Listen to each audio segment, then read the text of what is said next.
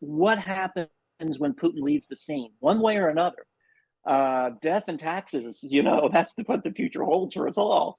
And so there is a discussion about, so what happens? Who takes over? What is the line of succession here? Is there a possibility that someone comes into that chair that we might be able to have some type of conversation with to deal with the Russia that we're having to deal with today? There is this kind of of trying to figure out what does that future look like, because you don't want to wait for it to happen.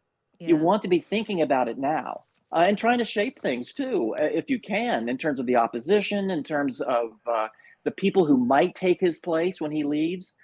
So there are conversations like that, so that we can at least have an idea of what the future could hold once someone like Putin leaves the scene.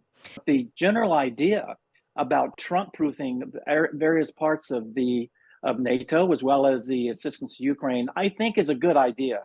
And I hate to say that, but we just don't know what's going to happen in November. We know it's going to be close.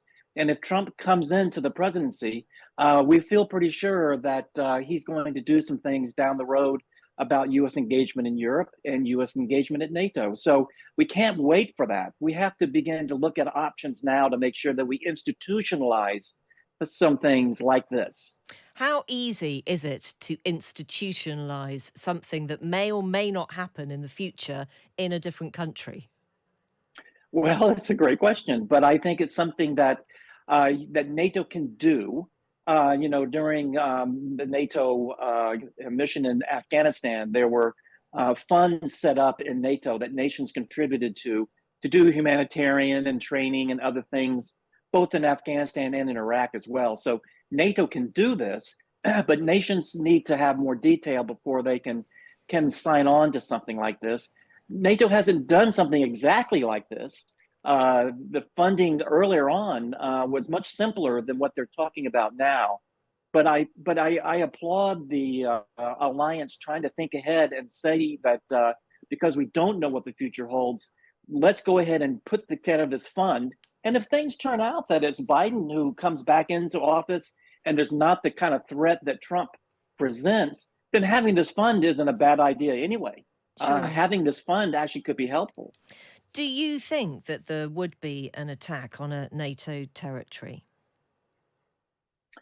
Well, I think that's the concern about the future. It's not around the corner. It's not tomorrow. It's not something that is going to happen.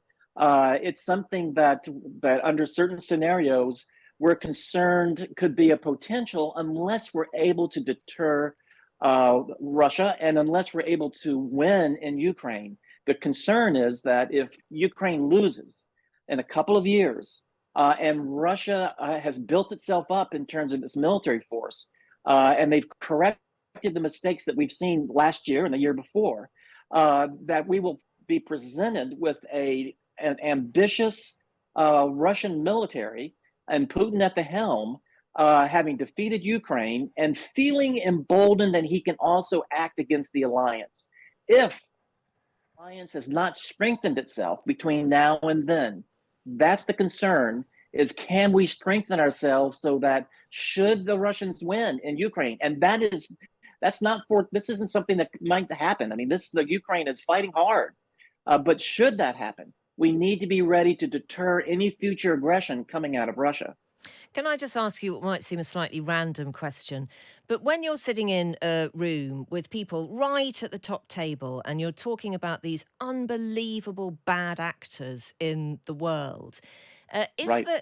is there ever a kind of a sub conversation that kind of says, why do we have to put up with Putin still being there? You know, the behind the scenes diplomacy, the conversations that people like me don't get to hear, you kind of want them to be about the day that Putin isn't there, the day that an opposition figure in Russia is elevated to relieve the world from all of this evil. Is that a chat that you just can't have? No, absolutely. You have a chat like that in terms of what happens when Putin leaves the scene, one way or another. Death and taxes, that's what the future holds for us all. And so there is a discussion about, so what happens? Who takes over? What is the line of succession here? Is there a possibility that someone comes into that chair that we might be able to have some type of conversation with to deal with the Russia that we're having to deal with today? There is this kind of of trying to figure out what does that future look like, because you don't want to wait for it to happen.